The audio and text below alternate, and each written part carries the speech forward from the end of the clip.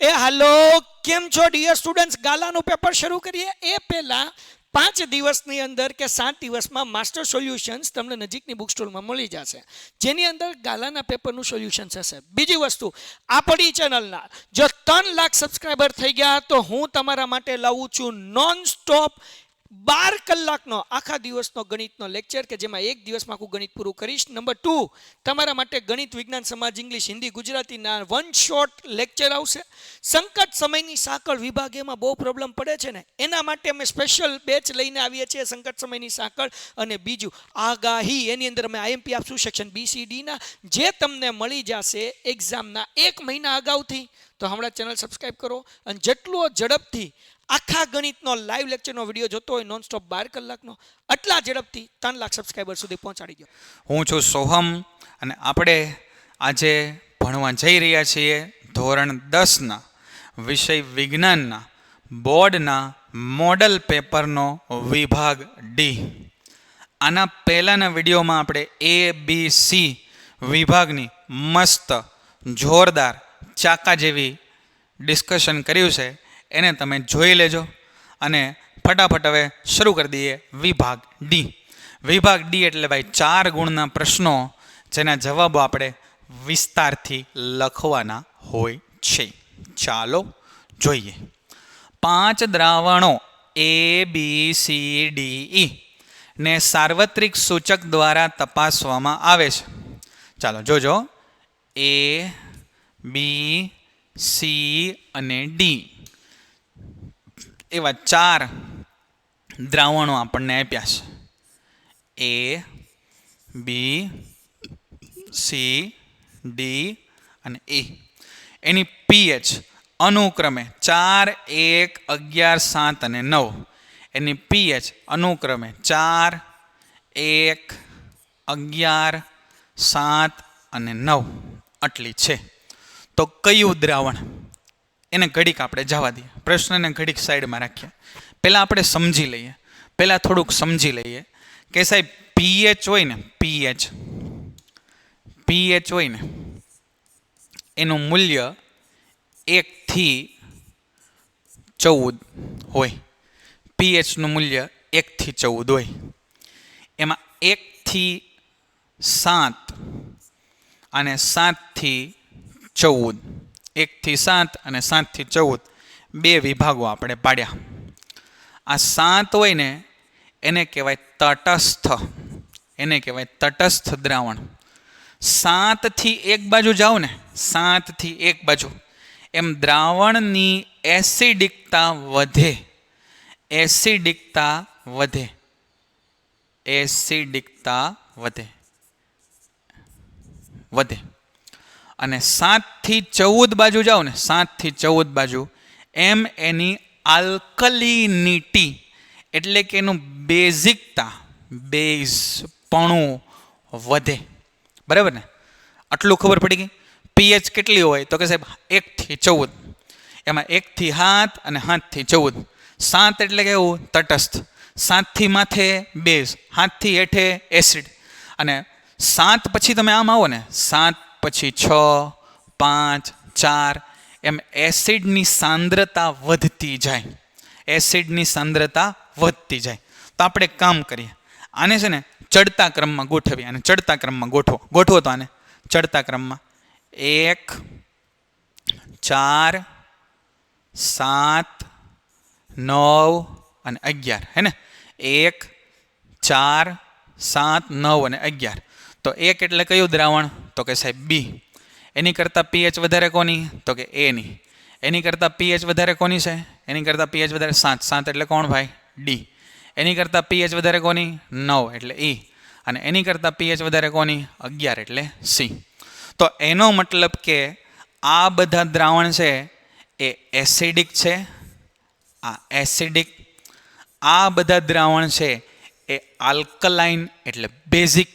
અને આ દ્રાવણ છે એ તટસ્થ છે, એ તટસ્થ છે. બરાબર ને? તો પહેલો પ્રશ્ન જુઓ, કયું દ્રાવણ તટસ્થ હશે? ખબર પડી ગઈ આપણને કે 7 pH વાળું દ્રાવણ તટસ્થ હોય. તો જો અહીં લખ્યું કે દ્રાવણ D તટસ્થ છે, દ્રાવણ D તટસ્થ છે. કયું છે એ પ્રબળ બેઝિક હશે? તો સાહેબ આ ઈ અને સી આ બે બેઝિક તો છે. ઈ અને સી એ બેઝિક છે. જેટલી વધારે પીએચ ને એટલું વધારે પ્રબળ બેઝ, જેટલું વધારે પીએચ ને એટલું વધારે પ્રબળ બેઝ. બરાબર. અહીંયા એસિડની પ્રબળતા વધતી જાય, અહીંયા બેઝની પ્રબળતા વધતી જાય. તો 9 અને 11માંથી વધારે કોણ? 11. તો આ દ્રાવણ સી એ વધુ પ્રબળ બેઝ છે. તો જો અહીંયા લખ્યું કે દ્રાવણ સી એ વધુ પ્રબળ બેઝ છે. પછી અહીંયા તમે મને કહો તો આ 7, 6, 5, 4, 3, 2, 1 આમ તમે આવો ને તો એસિડની પ્રબળતા વધતી જાય, એસિડની પ્રબળતા વધે. તો આમાંથી વધુ પ્રબળ એસિડ કયો કહેવાય? આ 4 વાળો કે 1 વાળો? તો બરાબર છે, આ 1 વાળો છે એ વધુ પ્રબળ કહેવાય. સમજો, ઊંધું છે. અહીંયા આમ આંકડો વધે તો પ્રબળતા વધે, અહીંયા આંકડો ઘટે તો પ્રબળતા વધે. તો કયું દ્રાવણ વધુ એસિડિક છે, એટલે કે વધુ પ્રબળ એસિડ છે? તો કે બી. તો અહીંયા તમે જુઓ કે દ્રાવણ બી એ વધુ પ્રબળ એસિડિક છે. બરાબર. અને ચડતા ક્રમમાં ગોઠવો. તો આ ચડતા ક્રમમાં આપણે પહેલેથી ગોઠવું જ છે. જુઓ BADEC. બરાબર. BADEC પીએચના ચડતા ક્રમમાં. આપણે આયનોની અહીંયા પ્રશ્ન વાંચો, જોજો. આપણે આ ગોઠવું એ શેના ક્રમમાં ગોઠવું? આપણે આ ગોઠવું એ પીએચના ચડતા ક્રમમાં ગોઠવું. પીએચના ચડતા ક્રમમાં પીએચ મૂલ્યને આધારે હાઇડ્રોજન આયનની સાંદ્રતા. હવે જેમ પીએચ વધે ને, પીએચ જેમ વધે ને એમ હાઇડ્રોજન આયનની સાંદ્રતા ઘટે. હાઇડ્રોજન આયનની સાંદ્રતા ઘટે. એટલે આ જે આપણે ગોઠવેલું છે ને BADEC, એમ આમ ગયું એમ બેઝિક થયું. એટલે કે હાઇડ્રોજન આયનની સાંદ્રતા ઘટી. તો આમ છે ને હાઇડ્રોજન આયનની ઘટતી સાંદ્રતામાં છે. તો ઊંધું આવો તો વધતી સાંદ્રતા થાય ને. તો BADEC ને ઊંધું લાવો, ECDAB,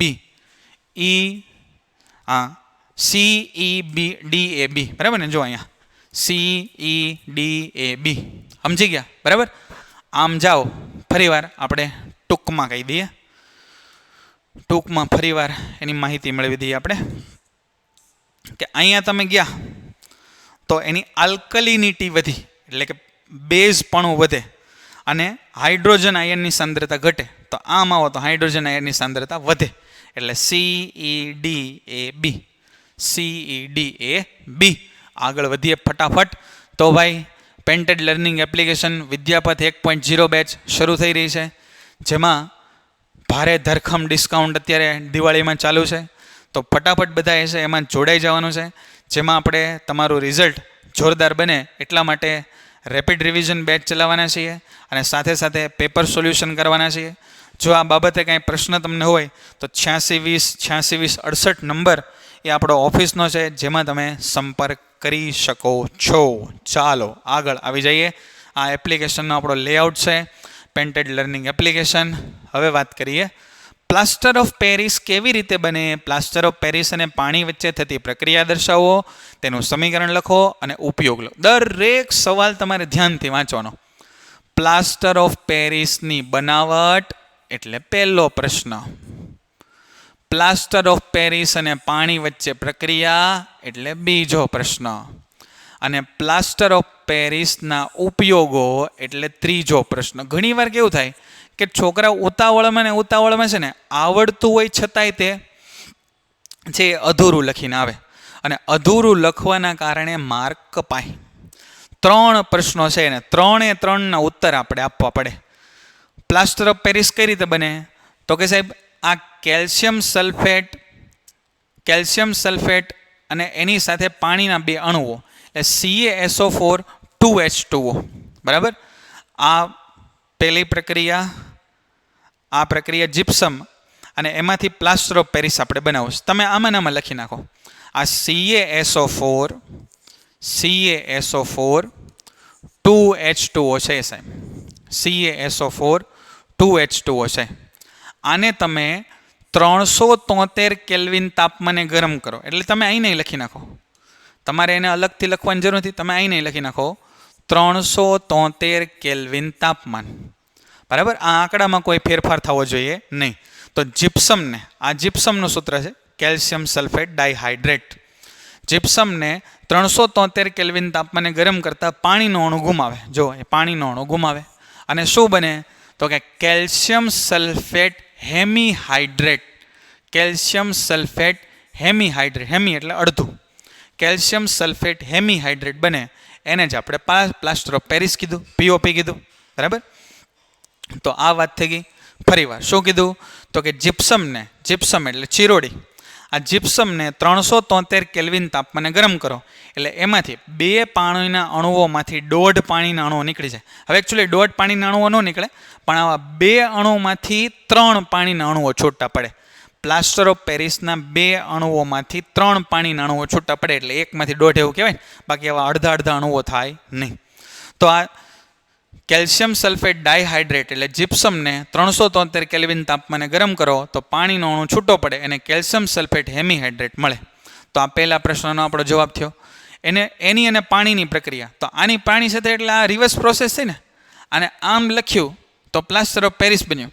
આ પ્રક્રિયાને આમ ચલાવો તો એ પાણી સાથેની પ્રક્રિયા. જુઓ, આ CaSO4 હાફ H2O, એની અંદર આ 1.5 H2O ઉમેરો તો આ CaSO4 2H2O મળ્યું. ઊંધી પ્રક્રિયા થઈ ને, તો આ ઊંધી પ્રક્રિયા લખી. તો આ બીજો પ્રશ્નનો જવાબ આવી ગયો. તમે જુઓ, યાદ રાખવાની જરૂર નથી, આ પ્રક્રિયા આવડે તો આ રિવર્સ પ્રક્રિયા તમને આવડે જ તે. અને અહીંયા જુઓ હવે ઉપયોગો, રમકડા બનાવવા, સજાવટની સામગ્રી, મૂર્તિઓ બનાવીને આપણે સપાટીને લીસી કરવા, આપણે કેમ ફોલ સીલિંગ બનાવીએ તો એ સીલિંગની અંદર આપણે પીઓપીનો ઉપયોગ કરીએ. પછી ભાંગી ગયેલા હાડકાને સાજા કરવા એટલે પ્લાસ્ટર કરાવીએ આપણે, એ પીઓપી એના ઉપયોગ છે. બરાબર, રમકડા બનાવવા, ચોકઠા બનાવવા, સજાવટના સાધનો બનાવવામાં, સપાટી લીસી બનાવવા માટે, હાડકાના ડૉક્ટર ભાંગી ગયેલા હાડકાને યોગ્ય સ્થિતિમાં ગોઠવવા માટે વપરાય છે. અને આ જીપ્સમ છે ને એ સખત પદાર્થ છે. તો પીઓપીનો પાવડર કે જેને પાણી સાથે મિશ્ર કરો તો ફરી વખત છે એ જીપ્સમમાં ફેરવાય. બોલો, સમજાય એટલું? ખબર પડી જાય? બરાબર, ચાલો આગળ જોઈએ. સાબુ અને પ્રક્ષાલક વચ્ચેના તફાવતના મુદ્દાઓ લખો. તમે જુઓ, 4 ગુણ 4 મુદ્દા લખ્યા બેમાં, તો આવું તમારે સમજાય. તો સૌથી પહેલાં તો આપણે યાદ કરો કે આ ક્યાંથી શરૂ કર્યો હતો આ પ્રશ્ન. તો કે સાહેબ, એક કસનળીમાં કઠિન પાણી લીધું ને પછી એમાં સાબુ નાખ્યું ને તો બહુ ફીણ ન થયા. તો કઠિન પાણી સાથે ફીણ ઉત્પન્ન કરતું નથી. તો સાબુ ફીણ ન ઉત્પન્ન કરે તો પ્રક્ષાલક ફીણ ઉત્પન્ન કરે. તો પહેલો તફાવત થઈ ગયો. તે ફીણ શા માટે નથી ઉત્પન્ન કરતું? તો કે સાહેબ, કઠિન પાણીમાં રહેલા કેલ્શિયમ અને મેગ્નેશિયમના આયનો છે ને એની સાથે સાબુ પ્રક્રિયા કરી લઈને અવક્ષેપ આપે. એટલે કે ક્યારેક તમે હાર્ડ વોટરમાં સાબુ લગાડો, એટલે કે ક્યાંક બહુ ખારું પાણી હોય એમાં સાબુ લગાડો તો આમ ફોદા ફોદા થાય સફેદ, એવું તમને લાગે. એ સફેદ ફોદા ફોદા થાય એને અવક્ષેપ કહેવાય. બરાબર, આવો અવક્ષેપ. પણ ભાઈ, જો તમે ડિટર્જન્ટનો એટલે કે શેમ્પૂનો ઉપયોગ કરો કે પછી બોડી વોશનો ઉપયોગ કરો તો આવા કેલ્શિયમ અને મેગ્નેશિયમના આયનો સાથે અવક્ષેપો આપતા નથી. એટલે સાબુ છે એ ઓછો વપરાય, સાબુ ઓછો વપરાય, પણ ડિટર્જન્ટ છે, સાબુ છે વધારે વપરાય, સાબુ છે વધારે વપરાય અને ડિટર્જન્ટ છે એ ઓછો વપરાય. ડિટર્જન્ટ એટલે તમે એવું ન સમજતા કે કપડાં ધોવા માટેનો ડિટર્જન્ટ. બરાબર, શેમ્પૂ છે, હેન્ડવોશ છે, એ બધાની અંદર આ પ્રક્ષાલકોનો ઉપયોગ થઈ શકે. હાલના સમયમાં તેનો ઉપયોગ ઓછો થાય છે, સાબુનો ઉપયોગ છે એ ઓછો થાય છે. બરાબર, પણ આ પ્રક્ષાલકોનો ઉપયોગ વધારે થાય. આ મુદ્દો જો, તેમાં હાઇડ્રોકાર્બન સાથે COONA એટલે કાર્બોક્સિલિક એસિડના સોડિયમ કે પોટેશિયમ ક્ષાર હોય. પુસ્તકમાં છે એ લખેલું છે કે તેમાં હાઇડ્રોકાર્બન સાથે કાર્બોક્સિલિક એસિડના સોડિયમ કે પોટેશિયમ ક્ષાર હોય અને અહીંયા સલ્ફોનિક એસિડના સોડિયમ ક્ષાર હોય. તેમાં હાઇડ્રોકાર્બન સાથે સલ્ફોનિક એસિડના સોડિયમ ક્ષાર જોડાયેલા હોય. તો આ 4 મુદ્દા તમે લખી શકો સાબુ અને પ્રક્ષાલકો એના તફાવતની અંદર.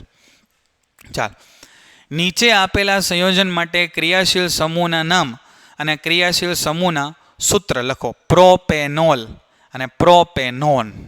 અહીંયા જો, પ્રોપેનોલ, પ્રોપેનોલ અને પ્રોપેનોન.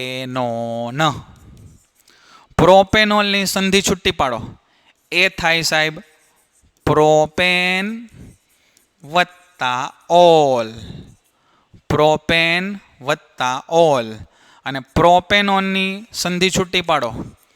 પ્રોપેન વત્તા ઓન. પ્રોપેન વત્તા ઓન. તો અહીંયા ઓલ પ્રત્યય કોને લાગે? તો કે સાહેબ ઓલ પ્રત્યય છે એ તો આલ્કોહોલને લાગે. ઓલ પ્રત્યય આલ્કોહોલને લાગે. અને આલ્કોહોલમાં કોણ જોડાય? તો કે સાહેબ બોન્ડ OH. બોન્ડ OH જોડાય. હે ને? પુસ્તકમાં તમને ક્રિયાશીલ સમૂહોનું કોષ્ટક આપેલું છે. એ કોષ્ટક બહુ અગત્યનું છે.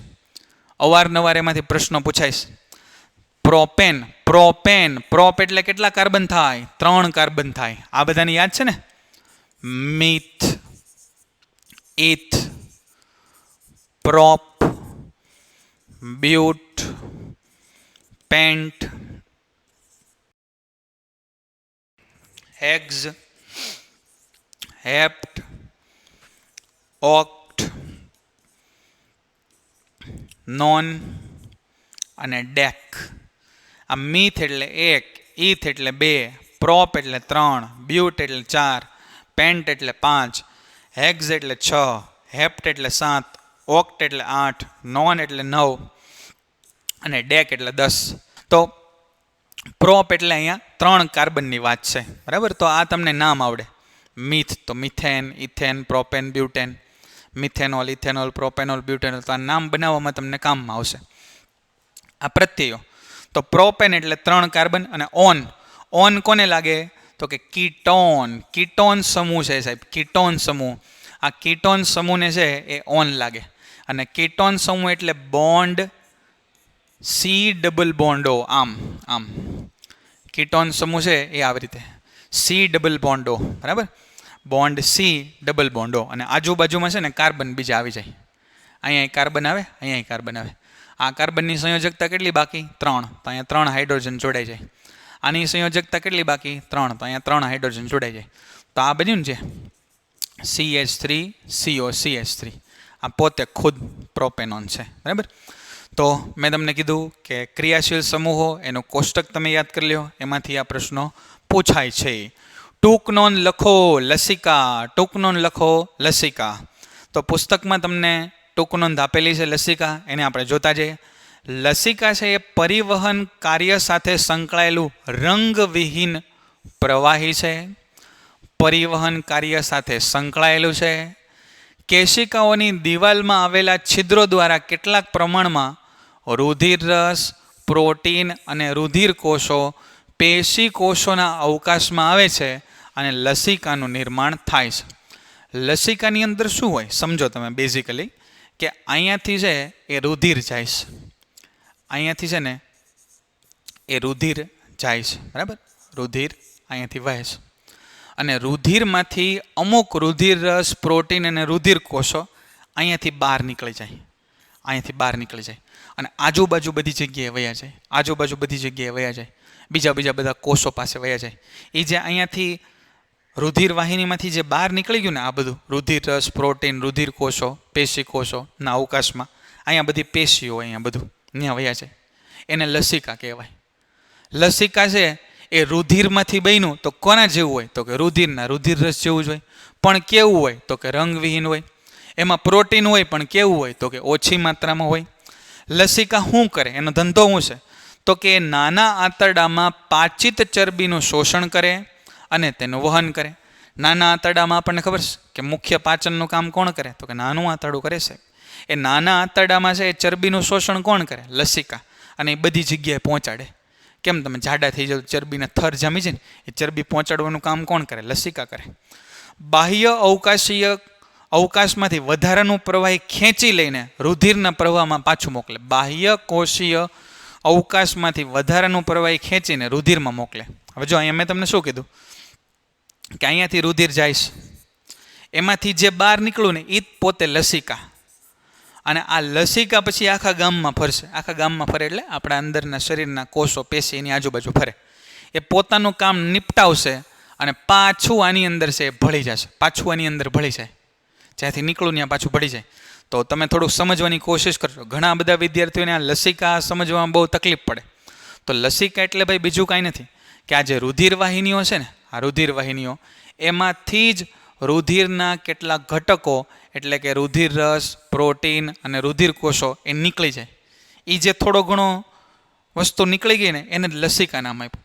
એ લસિકા શું કરે તો કે એણે જે ચરબી લીધી ને આંતરડામાંથી એને પહોંચાડે. બહાર જે આડું બીજું વધારાનું મળે ને એને પાછું રુધિરમાં નાખી દે. ઉચ્ચ કક્ષાની વનસ્પતિમાં તો આ આપણો લસિકાવાળો પ્રશ્ન અહીંયા પૂરો થયો. સમજાણો તમને? પ્રશ્ન અઘરો નથી, પણ ઘણીવાર હું આ પ્રશ્ન સમજેલો ન હોય બરાબર, એટલા માટે છે એ યાદ ન રહેતો હોય. પણ હવે તમને સમજાઈ ગયો લસિકા એટલે શું થાય. રુધિરમાંથી જ નીકળતા રુધિરના ઘટકો, રુધિર રસ, પ્રોટીન અને રુધિર કોષો, બરાબર, એ રુધિરમાંથી બહાર નીકળે, બહાર એનું કામ કરે, ફરી પાછા રુધિરમાં આવી જાય, એ લસિકા છે. ઉચ્ચ કક્ષાની વનસ્પતિમાં વહન તંત્રના ઘટકો કયા છે અને તેના કાર્ય. ઉચ્ચ કક્ષાની વનસ્પતિ એટલે જે આજુબાજુ તમે વૃક્ષો આપણે જોવો છો ને એ સમજો ઉચ્ચ કક્ષાની વનસ્પતિ. એમાં વહન તંત્રના 2 ઘટકો છે, એક જલવાહક છે અને બીજું અન્નવાહક છે.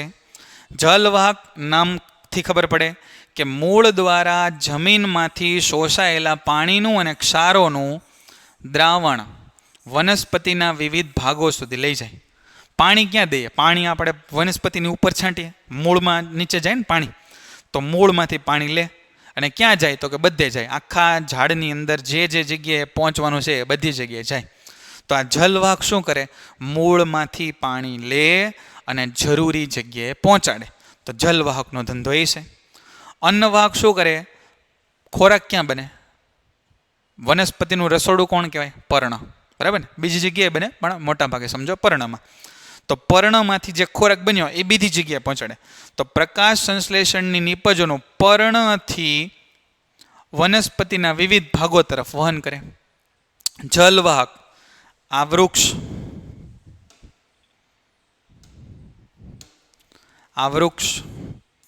આ એના મૂળ, અહીંયા બધા એના પાન, એ બધા પાન છે ને, બરાબર. તો જલવાહક શું કરે? મૂળમાંથી પાણી, ખાલી પાણી નહીં, જો પાણી અને ક્ષારો, ખનિજો, એનું વહન અન્ય ભાગો તરફ કરે. અને અન્નવાહક શું કરે તો કે આ જે ખોરાક બનેલો છે ને પર્ણમાં એ બધે પહોંચાડે, ઉપર નીચે આજુબાજુ બધી જગ્યાએ પહોંચાડે. સમજી ગયા? તો ગોખવાની જરૂર નથી બહુ, અને ગોખવાની જરૂર નથી. તો આપણી બેચ એની વાત તમને કરી, ફટાફટ બધાએ જોઈન કરી લેવાની છે. વિડીયોમાં તમને મજા આવી હોય તો લાઇક કરવાના છે. આ ડી વિભાગ આપણે ચર્ચા કરીએ છીએ, આની પહેલાં A, B, C વિભાગ છે એ બહુ ડેપ્થમાં સરસ રીતે ચર્ચા કરેલા છે, એ પણ જોજો. સ્વયંપોષી અને વિષમપોષીનો તફાવત. સ્વયંપોષી અને વિષમપોષીનો તફાવત. તો ભાઈ સ્વયંપોષીમાં કોનો સમાવેશ થાય તો કે લીલી વનસ્પતિ અને કેટલાક બેક્ટેરિયા ભગવાને એવા બનાવ્યા કે જેની અંદર છે એ હરિતકણો આવેલા છે અને એને બીજાને કોઈને ખાવાની જરૂર પડતી નથી, એ પોતાનો ખોરાક પોતે બનાવે. તો સ્વયંપોષી કોને કહેવાય તો કે લીલી વનસ્પતિ અને કેટલાક બેક્ટેરિયા, એને સ્વયંપોષી કહેવાય. આ બધાને ખાવાવાળા એટલે કે પ્રાણીઓ અને ફૂગ એ વિષમપોષી, બરાબર. સ્વયંપોષી, વિષમપોષી. આ પ્રકારના પોષણમાં અકાર્બનિક દ્રવ્યો CO2 અને H2O નો ઉપયોગ ખોરાકના સંશ્લેષણ માટે થાય. આ પ્રકારના પોષણમાં અન્ય સજીવોમાંથી ખોરાકનો ઉપયોગ થાય છે. વિષમપોષીમાં અન્ય સજીવોમાંથી ખોરાક લે, એટલે કોનામાંથી લે? સ્વયંપોષીમાંથી લે. આ પોષણ માટે પ્રકાશ સંશ્લેષણ અગત્યની પ્રક્રિયા છે. અને અહીંયા છે એ ખોરાકનું પાચન અગત્યનું છે. જે ગળચે એ પચવું જોઈએ, બરાબર, જે ખાય એ પચવું જોઈએ. તો સ્વયંપોષી અને વિષમપોષી. સ્વયંપોષી પોતાનો ખોરાક જાતે બનાવે, લીલી વનસ્પતિને કેટલાક બેક્ટેરિયા, આમાં હરિતકણ હાજર હોય, આમાં હરિતકણ હાજર ન હોય. આમાં છે એ અકાર્બનિક દ્રવ્યોનું કાર્બનિક દ્રવ્યોમાં રૂપાંતર થાય. અહીંયા છે એ ખોરાકનું પાચન થાય અને પોષણ મળે. અહીંયા પ્રકાશ સંશ્લેષણ અગત્યનું, અહીંયા છે પાચન અગત્યનું. આગળ જોઈ લઈએ. મૂત્રપિંડ નલિકાની સંરચના દર્શાવતી નામ નિર્દેશનવાળી આકૃતિ દોરો. મૂત્રપિંડ નલિકાની સંરચના. પહેલાં તો મૂત્રપિંડ નલિકા એટલે કે નેફ્રોન કોને કહેવાય એ તમે સમજી ગયા છો. આ જે આકૃતિ તમારી સામે આવેલી છે એ મૂત્રપિંડ નલિકાની આકૃતિ છે. આપણે બેચમાં તમે આવશો અથવા તો આપણે એનો વિડીયો મૂકશું તો આકૃતિ છે. અત્યારે ખાલી આકૃતિની થોડી ચર્ચા કરી લઈએ આપણે કે ભાઈ અહીંયા છે એ મૂત્રપિંડની અંદર આવી લાખો મૂત્રપિંડ નલિકાઓ આવેલી હોય. મૂત્રપિંડ નલિકાનો આ આગળનો ભાગ આવો કપ જેવો છે, એને બાઉમેનની કોથળી કહેવાય. આ ભાગને આપણે બાઉમેનની કોથળી એવું નામ આપ્યું. આ બાઉમેનની કોથળીમાંથી મૂત્રપિંડ ધમનીની શાખા નીકળે, એ અંદર જાય, ત્યાં દબાણપૂર્વક છે એ રુધિરને મોકલવામાં આવે. જેવું રુધિર અહીંયા જાય એટલે જે આ કચરો હોય ને એ અહીંયા નલિકાયુક્ત માર્ગમાં આમથી આમ ફરવા માંડે, અને બાકીનું રુધિર છે ને એ અહીંયા ફરવા માંડે આજુબાજુમાં. હવે કેવું થાય કે જ્યારે આ રુધિરમાંથી નીકળેલો કચરો અહીંયા ફરતો હોય ને ત્યારે એમાં કેટલીક કામની વસ્તુ હોય. એ કામની વસ્તુનું ફરી પાછું અહીંયા પુનઃશોષણ થાય. અને એમ કરતાં કરતાં આ પીળો કચરો, આ કચરો છે એ બધો પીળી લાઈનમાં ફરતો અહીંયા પહોંચી જાય, એટલે કે સંગ્રહણ નલિકામાં પહોંચી જાય. અને આ મૂત્રપિંડ શિરાની શાખા છે એની અંદર શુદ્ધ રુધિર આવી જાય. આ રુધિર કેશિકાઓ છે. તો ટૂંકમાં આ આકૃતિ આપણે જે તે સમયે ક્લાસમાં છે એ દોરતા શીખશું. બરાબર. રુધિર કેશિકાનું ગુચ્છ છે, બાઉમેનની કોથળી, મૂત્રપિંડ ધમનીની શાખા, મૂત્રપિંડ નલિકાનો નલિકામય ભાગ, આ સંગ્રહણ નલિકા. તો આ પ્રકારની આકૃતિ આપણે દોરવી પડે. બરાબર ને? ચાલો અહીંયા જોઈ લઈએ. લઘુ દ્રષ્ટિની ખામી અને તેનું નિવારણ સમજાવો. લઘુ દ્રષ્ટિ તમે ન યાદ રહેતું હોય તો તમે સમજો કે તમારા બધા ભાઈબંધ દોસ્તારો છે ને એ બધા લઘુ દ્રષ્ટિની ખામીવાળા છે. મોટા ભાગના આપણે જે નાના બાળકો હોય એને કેવા નંબર હોય? દૂરના નંબર હોય. એને કેવા નંબર હોય? દૂરના નંબર હોય.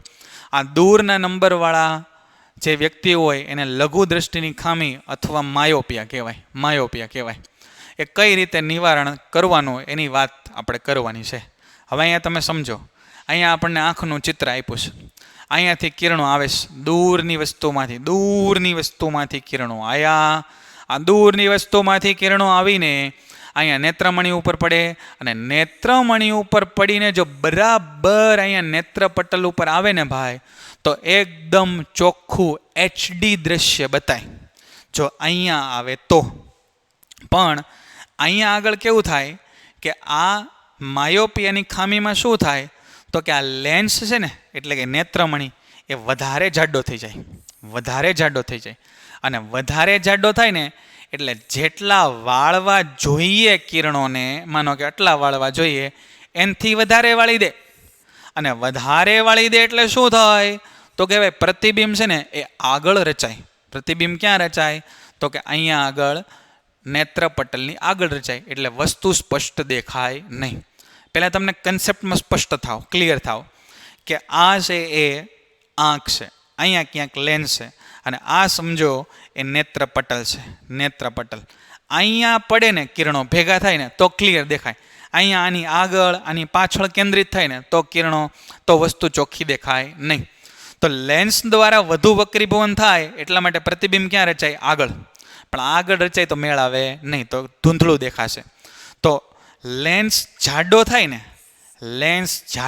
ને ભાઈ, એમ એનો પાવર વધે,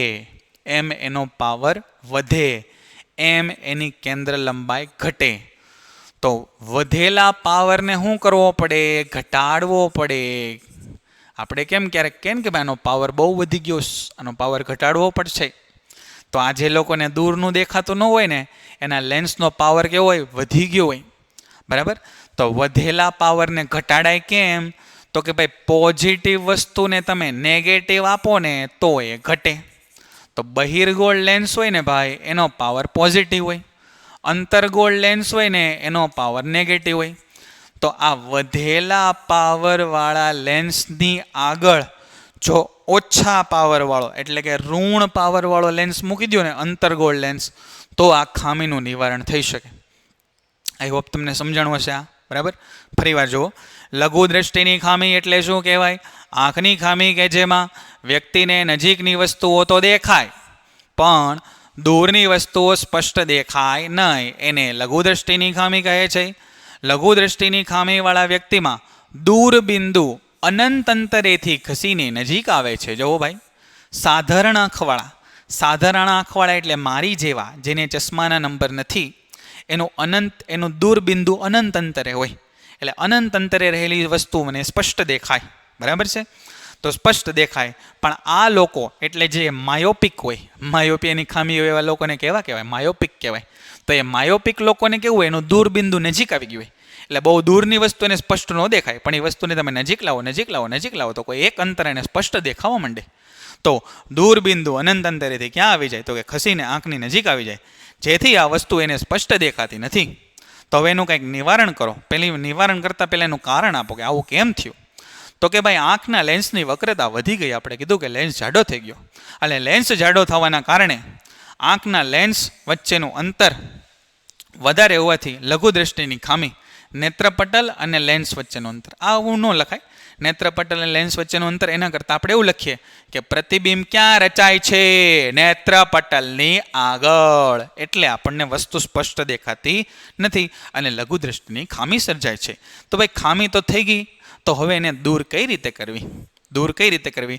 તો આ ખામીના લીધે દૂરની વસ્તુમાંથી આવતા કિરણો, જો અહીંયા લખ્યું નેત્રપટલ પર કેન્દ્રિત થતા નથી, પરંતુ નેત્રપટલની આગળ કેન્દ્રિત થાય છે, જે વાત આપણે હમણાં કરી. બરાબર? અને એનું નિવારણ કઈ રીતે? તો કે ભાઈ યોગ્ય કેન્દ્ર લંબાઈવાળો અંતર્ગોળ લેન્સ લાવો. યોગ્ય કેન્દ્ર લંબાઈવાળો એટલે તમને ઓલા નંબર લખી દે ને કે ભાઈ આટલા નંબર છે, પ્લસ છે, માઇનસ છે, તો માઇનસ નંબર હોય આમાં. તો પરિણામે આ વ્યક્તિને સ્પષ્ટ દેખાતું નથી દૂરની વસ્તુ. અને નિવારણ આ રહ્યું. જુઓ, નિવારણ માટે યોગ્ય કેન્દ્ર લંબાઈવાળો અંતર્ગોળ લેન્સના ચશ્મા એણે પહેરવા જોઈએ, કે જેનાથી આ કિરણો ફરી પાછા છે એ નેત્રપટલ ઉપર કેન્દ્રિત થવા માંડે. ચુંબકીય ક્ષેત્ર રેખાઓના ગુણધર્મ બહુ આઈએમપી સવાલ ભાઈ. ચુંબકીય ક્ષેત્ર રેખાના ગુણધર્મો બહુ આઈએમપી સવાલ. જુઓ, ચુંબકીય ક્ષેત્ર રેખાઓ ઉત્તર ધ્રુવમાંથી નીકળે છે. તમે એક કામ કરો, આ આકૃતિને યાદ રાખી લ્યો. કઈ આકૃતિને યાદ રાખીએ સાહેબ? 1 મિનિટ બનાવું છું અહીંયા. જુઓ, આ લાલ પેન લીધી. આ લાલ પેનથી ગજિયો ચુંબક બનાવ્યો. કેવો ચુંબક? ગજિયો ચુંબક. અમુક કહે છે ભજીયો ચુંબક. ભજીયો નહીં ભાઈ, ગજિયો. ભૂખ લાગી હોય તો નાસ્તો કરી લેવો. હાલો, અહીંયા બનાવ્યો ગજિયો ચુંબક. આ ચુંબકીય ક્ષેત્ર રેખાઓ જુઓ, ચુંબકીય ક્ષેત્ર રેખાઓ. ચુંબકીય ક્ષેત્ર રેખાઓ ક્યાં સુધી જાય ભાઈ? ચુંબકીય ક્ષેત્ર રેખાઓ તો કે સાહેબ અનંત અંતર સુધી જાય. હે, અનંત અંતર સુધી જાય તો અમને તો નથી દેખાતી. તો એ દેખાય નહીં, એ ફીલ થાય. ચુંબકીય ક્ષેત્ર રેખાઓ ફીલ થાય. હે સાહેબ, ચુંબકીય ક્ષેત્ર રેખાઓ ફીલ થાય? હા, એવું હોય. અમુક વસ્તુ દેખાય નહીં, અમુક વસ્તુ ખાલી ફીલ થાય. પણ કોને થાય? તો કે લોખંડને થાય. આપણને ફીલ થાય નહીં. તો વળી પાછા આપણે અહીંયા આવી જઈએ. જોવો, આકૃતિ બની ગઈ છે આપણી ટનાટન ડનાડન. આ છે નોર્થ પોલ, આ છે સાઉથ પોલ. નોર્થ પોલ એટલે ઉત્તર ધ્રુવ અને સાઉથ પોલ એટલે દક્ષિણ ધ્રુવ. નોર્થ એટલે ઉત્તર અને સાઉથ એટલે દક્ષિણ. ઉત્તર ધ્રુવમાંથી નીકળે એટલે એરા આમ બનાવવાના. અહીંયા જોજો, એરા આમ બનાવવાના. ઉત્તર ધ્રુવમાંથી નીકળે, આમ નીકળે. એરા આમ બનાવવાના. 2 માર્કમાં ખાલી આ આકૃતિ પૂછાય છે. અને દક્ષિણ ધ્રુવમાં દાખલ થાય છે. આમથી નીકળે, આમથી નીકળે, આમ. ઉત્તર ધ્રુવમાંથી નીકળે, દક્ષિણ ધ્રુવમાંથી દાખલ થાય. અને ચુંબકની અંદર, જો ચુંબકની બહાર કેવું? તો કે ઉત્તરમાંથી નીકળે, દક્ષિણમાં દાખલ થાય. અને અંદર જો, અંદર આમ આવે ને, આમ દક્ષિણથી ઉત્તર. બહાર ક્યાં? ઉત્તરથી દક્ષિણ. અંદર ક્યાં? દક્ષિણથી ઉત્તર. તો તે ભાઈ લૂપ બને ને, બંધગાળાઓ રચાય. તો આ કેવા હોય? તો અહીંયા લખ્યું હશે ક્યાંક બંધગાળાઓ રચે છે, એવું લખ્યું છે? ન લખ્યું હોય તો આપણે લખી નાખીએ. આ બંધ વક્રો રચે છે. બંધ વક્રો રચે છે. બંધ વક્ર તો જ રહે કે ને, અહીંથી નીકળે પછી આમ આવે તો બંધ વક્ર થયા ને. અહીંથી નીકળે પાછું આવે તો બંધ વક્રો થયા. આકૃતિ યાદ રાખો. 2 માર્કમાં આકૃતિ પૂછાયેલી છે ભૂતકાળમાં. તો ગજ્યો ચુંબક યાદ કરો. એની આજુબાજુ આ રીતની આવી રિંગ યાદ કરો. ઉત્તર ધ્રુવમાંથી, ચુંબકની બહાર ઉત્તર ધ્રુવમાંથી નીકળે, દક્ષિણ ધ્રુવમાં દાખલ થાય. અને ચુંબકની અંદર છે દક્ષિણથી ઉત્તર. ચુંબકની બહાર ઉત્તરથી દક્ષિણ, અંદર દક્ષિણથી ઉત્તર. બરાબર? ચાલો, તો બહુ કન્ફ્યુઝ થવાની જરૂર છે નહીં. અહીં આવી જાય. ચુંબકીય ક્ષેત્ર રેખાઓ ધ્રુવ પાસે એકબીજાથી વધુ નજીક અને ગીચ હોય છે. જુઓ જુઓ જુઓ અહીંયા ધ્રુવ પાસે. ધ્રુવ કોને કહેવાય? અહીંયા. તો અહીંયા તમે જુઓ, અહીંયા એક સર્કલ દોરો તો કેટલી બધી ક્ષેત્ર રેખાઓ અંદર આવી ગઈ. અને અવડું નવડું સર્કલ અહીંયા દોરું તો બે તે ક્ષેત્ર રેખા હોય. જો અવડું નવડું સર્કલ અહીંયા દોર્યું તો ચુંબકની નજીક, ચુંબકના ધ્રુવોની નજીક ચુંબકીય ક્ષેત્ર રેખાઓ ગીચ. અને ચુંબકીય ક્ષેત્ર રેખાઓ ગીચ એટલે ચુંબકીય ક્ષેત્ર પ્રબળ. એટલા માટે તે આ ચુંબકના જે છેડા હોય એની આગળ બહુ વધારે આકર્ષણ હોય ને. તમે અહીંયા ખીલી રાખો ને તો બહુ આકર્ષાય, અહીંયા ખીલી રાખો તો આઘી રાખો તો ઓછી. તો ચુંબકના ધ્રુવો પાસે ચુંબકીય ક્ષેત્ર રેખાઓ ગીચ હોય એટલે ચુંબકીય ક્ષેત્ર પ્રબળ હોય. ચુંબકના ધ્રુવથી દૂર જતા જાઓ, આમ દૂર જાઓ કે આમ દૂર જાઓ, કોઈ પણ જગ્યાએ આમ દૂર જાઓ કે આમ દૂર જાઓ, બરાબર. ચુંબકીય ક્ષેત્ર રેખાઓ છે એ છૂટી છૂટી હોય એટલે ચુંબકીય ક્ષેત્ર ઓછું હોય. તો અહીંયા લખ્યું છે જો, ધ્રુવ પાસે નજીક એટલે ચુંબકીય ક્ષેત્ર પ્રબળ. પછી જો, મધ્ય ભાગમાં એકબીજાથી દૂર એટલે ચુંબકીય ક્ષેત્ર નિર્બળ. ચુંબકીય ક્ષેત્ર રેખાઓ કદી એકબીજાને છેદતી નથી, કોઈ પ્રકારની માથાકૂટ નહીં, કોઈ દી નહીં. એવું નહીં કે એક ચુંબકીય ક્ષેત્ર રેખા આમ ગઈ ને તો બીજી એમ કે હાલ હું આમ વહી જાઉં. જો અહીંયા ચુંબકીય ક્ષેત્ર રેખો છેદે, આવું કોઈ દાડો થતું નથી ભાઈ. આવું કોઈ દી ન બને, ન બને, કોઈ દી ન બને. તો ચુંબકીય ક્ષેત્ર રેખાઓ એકબીજાને છેદતી નથી અને બંધ વક્રો રચે છે. ફટાફટ જોઈ લઈએ બીજા કઈ મુદ્દા છે અહીંયા. બીજા કોઈ મુદ્દા નથી, અહીંયા જોઈ લઈએ. ચુંબકીય ક્ષેત્ર રેખાઓ ઉત્તર ધ્રુવમાંથી નીકળે અને દક્ષિણ ધ્રુવમાં પ્રવેશે અને ચુંબકની અંદર દક્ષિણથી ઉત્તર ધ્રુવ તરફ જાય. જ્યાં ચુંબકીય ક્ષેત્ર રેખાઓ વધુ ગીચ ત્યાં ચુંબકીય ક્ષેત્ર પ્રબળ. જ્યાં ચુંબકીય ક્ષેત્ર રેખાઓ એકબીજાથી દૂર ત્યાં ચુંબકીય ક્ષેત્રનું મૂલ્ય ઓછું. ક્યાં આગળ ગીચ હોય તો કે ધ્રુવો પાસે ગીચ અને ધ્રુવોથી દૂર છે એ છૂટી છૂટી ચુંબકીય ક્ષેત્ર રેખાઓ હોય. ચુંબકીય ક્ષેત્ર રેખાઓ બંધ ગાળા રચે અને કોઈ દી એકબીજાને છેદતી નથી. ડાયડમરી ચુંબકીય ક્ષેત્ર રેખાઓ વિદ્યુત શોર્ટ સર્કિટ ક્યારે થાય છે? વિદ્યુત શોર્ટ સર્કિટ ક્યારે થાય તો કે લાઇવ વાયર અને ન્યુટ્રલ વાયરના પ્લાસ્ટિકનું અવાહક આવરણ તૂટી જાય ત્યારે બે વાયર ક્યાં તો સીધે રીતે અથવા તો કોઈ વાહકના સંપર્કમાં આવે. આમ લાઈવ અને ન્યુટ્રલ વાયર એકબીજા સાથે સંપર્કમાં આવે તો શોર્ટ સર્કિટ થયું એવું કહેવાય. શોર્ટ સર્કિટ થયું એવું કહેવાય. શું કહેવાય ભાઈ? વાયર દેખાય છે આજુબાજુ? છે કાંઈ વાયર? હા છે ને ભાઈ. આ રહ્યા જો, અહીંયા એક વાયર છે પણ ભરાવેલો છે. દેખાઈશ? નહીં દેખાય, ભરાવેલો છે વાયર. કાંઈ વાંધો નહીં. તો આ બે વાયર હોય. એક આમ જાડો વાયર તમને દેખાય, પણ આ જાડો વાયર હોય ને ભાઈ એની અંદર બે વાયર હોય. એની અંદર બે વાયર હોય. એક લાલ કલરનો વાયર હોય એને લાઇન વાયર કહેવાય અને એક કાળા કલરનો વાયર હોય. જરૂરી નથી કે એવા લાલ અને કાળા જ હોય. આ કાળા કલરનો વાયર હોય એને ન્યુટ્રલ વાયર કહેવાય. Neutral wire. અને જનરલી આની ઉપર છે અવાહક પડ હોય. આની ઉપર અવાહક પડ હોય, હે ને? અવાહક પડ તમે જોયું છે ને કેમ? જેમ અવાહક પડ અહીંયા બધા વાયરો છે બાંધેલા છે. નહીતર આપણે જોઈએ તો કાળું કલરનું પડ ચડાવેલું હોય, પણ ક્યારેક આ પડ લાલ અને કાળું પડ તૂટી જાય અને વાયરને તમે કેમ લો ખોલો તો અંદરથી કોપરના તાર નીકળે ને, એ બે કોપરના તાર અહીંયા ભેગા થઈ જાય અને એ ભેગા થઈ જાય એને શોર્ટ સર્કિટ કહેવાય. શોર્ટ સર્કિટ થાય એટલે ધડાકા અને ભડાકા થાય ભાઈ. તો આ કિસ્સામાં પરિપથનો અવરોધ લગભગ શૂન્ય થઈ જાય છે. જો બે છેડા અડી ગયા, બે છેડામાં એકબીજાને અડી ગયા તો અહીંયા વચ્ચે કાંઈ અવરોધ આવ્યો નહીં. તો V = IR. એટલા માટે આ અવરોધ છે ખૂબ ઘટી ગયો, શૂન્ય થઈ ગયો. પરિણામે પરિપથમાં મોટા મૂલ્યનો વિદ્યુત પ્રવાહ વહે છે. જો આ V = IR હોય ભાઈ, V = IR, તો તમે સમજો કે R બરાબર છે એ Vના છેદમાં I થાય ને, તો પ્રવાહ અને અવરોધ એ વ્યસ્ત પ્રમાણમાં છે. તો અવરોધ ઘટે તો પ્રવાહ વધે ને. તો પ્રવાહ કેવો થાય તો ખૂબ વધી જાય. જો પ્રવાહ વધે, પ્રવાહ વધે તો H = I²RT. ખબર છે ને તમને? H = I²RT. તો I વધે તો H વધે. તો આ વાયર ખૂબ ગરમ થાય અને ગરમ થાય તો વાયરિંગ છે બળી જાય. બળી જાય તો આગ લાગે. હોય માડી ભાગો ભાગો. બરાબર. તો શું થાય તો કે ભાઈ આ લાલ અને કાળો વાયર છે આમ તો બે બાજુમાં હોય તો વાંધો ન આવે, પણ અહીંયાથી જો આ પડ ઉખડી જાય અને બેયના અંદર ઓલા તાંબાના વાયર હોય કોપરના, એ બેયના ભેગા થઈ જાય ને તો ભાઈ ધડાકા ને ભડાકા થાય. બરાબર. એમાં શું થાય તો કે અવરોધ છે શૂન્ય થાય, અવરોધ શૂન્ય થાય તો પ્રવાહ વધી જાય, પ્રવાહ વધે તો ઉષ્મા વધી જાય, ઉષ્મા વધે તો ખૂબ વધારે તાપમાન થાય, અને તાપમાન વધારે થાય તો આગ લાગે, અને આગ લાગે એટલે બધા હોય બાપા. એક સાથે ઘણા બધા વિદ્યુત સાધનો ચલાવવાથી પણ શોર્ટ સર્કિટ થાય. જો એક નાની એવડું પ્લગ સોકેટ હોય, એમાં તમે સ્પીકર નાખો, એમ્પ્લીફાયર નાખો, એની અંદર લેપટોપ જોડો, એની અંદર ચાર્જર જોડો, તો શું થાય? એ બોર્ડ ગરમ થઈ જાય ને, તો એમાં સર્કિટ થાય. બરાબર. તો આ પ્રશ્નની આપણે વાતચીત કરી. અને છેલ્લો પ્રશ્ન છે પૂરા નામ. ઓ ભાઈ, આ પ્રશ્ન છે ને યુએનઈપીનો પ્રશ્ન આની પહેલાંના વર્ષમાં એકવાર પૂછાણો હતો. 90% છોકરાઓને આવડ્યો નહીં, પણ ત્યારથી આપણને ખબર પડી ગઈ કે આવા પ્રશ્નો સાહેબ પૂછાય છે ખરા, આવા પ્રશ્નો પૂછાય છે ખરા. CFC એટલે chloro fluoro carbon, chloro fluoro carbon. UNEP એટલે યુનાઇટેડ નેશન એન્વાયરમેન્ટલ પ્રોગ્રામ, સંયુક્ત રાષ્ટ્ર પર્યાવરણ કાર્યક્રમ. સંયુક્ત રાષ્ટ્ર પર્યાવરણ કાર્યક્રમ કયા પાઠમાં આવે છે અને એના કયા ટોપિકમાં આવે છે તમે મને કહેજો.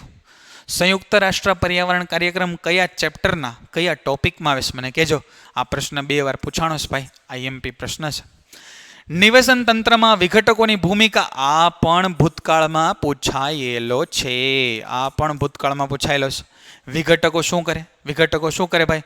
તો કે નિવસન તંત્રમાં વનસ્પતિને પ્રાણી જ્યારે મરી જાય, અથવા તો વનસ્પતિને પ્રાણીઓના મૃત શરીર તેમજ ઉત્સર્ગ દ્રવ્યો પર પોષણ માટે આધારિત સજીવોને વિઘટકો કહેવાય. આપણે કીધું કે ભાઈ ઘરમાંથી જે શાકભાજી નીકળ્યા એને દાટી દીધાને સડી ગયા, તો એ સડાવવાનું કામ કોણ કરે? તો કે સડાવવાનું કામ વિઘટકો કરે. પણ એવું લખાય નહીં કે ભાઈ ઘરમાં શાકભાજી હતા એ વધ્યા હતા એને દાટી દીધા એ હળી ગયા, અથવા તો કોઈ પ્રાણી છે એ મરી ગયું હતું એને દાટી દીધું હતા એના એ પ્રાણી છે એ સડી ગયું, એ સડીને એના માટે આપણે વિઘટન થયો શબ્દ વાપરશું. બરાબર. તો વનસ્પતિ અને પ્રાણીઓના મૃત શરીર તેમજ ઉત્સર્ગ દ્રવ્યો પર પોષણ માટે આધારિત સજીવોને વિઘટકો, ટૂંકમાં સારી ભાષામાં લખવાનું. જીવાણુ અને ફૂગ એ વિઘટકો છે. બેક્ટેરિયા એવું કરે ને ફૂગ, 2 વસ્તુ એવું કરે, હે ને. એટલા માટે કોઈ વસ્તુ બગડી જાય તો એની ઉપર ફૂગ આવી જાય ને, તો ફૂગ. તેઓ જટિલ કાર્બનિક દ્રવ્યોનું સરળ અકાર્બનિક દ્રવ્યોમાં વિઘટન કરે. આ મુદ્દો યાદ રખાય. તમને ખબર છે આ વાક્ય હમણાં ઊંધું આવી ગયું, આ વાક્ય ઊંધું આવ્યું. સ્વયંપોષી શું કરે ખબર છે? સરળ અકાર્બનિકનું જટિલ કાર્બનિકમાં રૂપાંતર કરે, સ્વયંપોષી વનસ્પતિ. અને વનસ્પતિનું ઊંધું છે ને આ વિઘટકો કરે, જટિલ કાર્બનિકનું સરળ અકાર્બનિકમાં વિઘટન કરે. આ સરળ અકાર્બનિક દ્રવ્યો વનસ્પતિ દ્વારા ફરીવાર ઉપયોગમાં લેવાય. બરાબર. આપણે એમ કહીએ કે ભાઈ માણસો વનસ્પતિને ખાય અથવા પ્રાણીઓ વનસ્પતિને ખાય, પછી જો આપણે મરી જાય ને પછી વનસ્પતિ આપણને ખાય. કેમ? માનો કે આપણે જમીનમાં દાટે, અથવા તો કોઈ પ્રાણી જમીનમાં દટાય એટલે એનું વિઘટન થાય, વિઘટન થાય એમાંથી પોષક દ્રવ્યો છૂટા પડે. એ પોષક દ્રવ્યો કોણ લે? વનસ્પતિ લે. સમજાણું? તો સરળ અકાર્બનિક દ્રવ્યો વનસ્પતિ દ્વારા પુનઃ ઉપયોગમાં લેવાય છે. તેથી વિઘટકો દ્રવ્યની ચક્રીય પથમાં અગત્યની ભૂમિકા ભજવે. જો ચક્રીય પથમાં, દ્રવ્યની ચક્રીય પથમાં અગત્યની ભૂમિકા ભજવે એટલે કે જમીનની અંદર નવા પોષક દ્રવ્યો ઉમેરવા માટે આ વિઘટકો જવાબદાર છે. બરાબર. તો આ 2 પ્રશ્ન ખૂબ અગત્યના છે. આઈ હોપ આ પ્રશ્નો તમને સમજાણા હશે. બરાબર. ચેનલને સબસ્ક્રાઈબ કરવાનું ભૂલતા નહીં. સોમ સર સાથે વિજ્ઞાન ભણવા માટે, મેઘાણી સર સાથે ગણિત ભણવા માટે પેન્ટેડ લર્નિંગ એકમાં તમે જોડાઈ જાઓ. આપણી બેચ છે શરૂ થવા જઈ રહી છે. એમાં દરેક ચેપ્ટરનું ક્વિક રિવિઝન થવાનું છે, પેપર સોલ્યુશન થવાનું છે, અને જે બીજા સત્રના ચેપ્ટર બાકી છે એનું પણ આપણે ઊંડાણપૂર્વક અભ્યાસ કરવાનો છે. તો આ સાથે આપણો આ ડી વિભાગ છે આપણે પૂરો કરીએ. ત્યાં સુધી સ્વસ્થ રહો, મસ્ત રહો. જય હિન્દ, શુભકામનાઓ. Painted Painless Learning.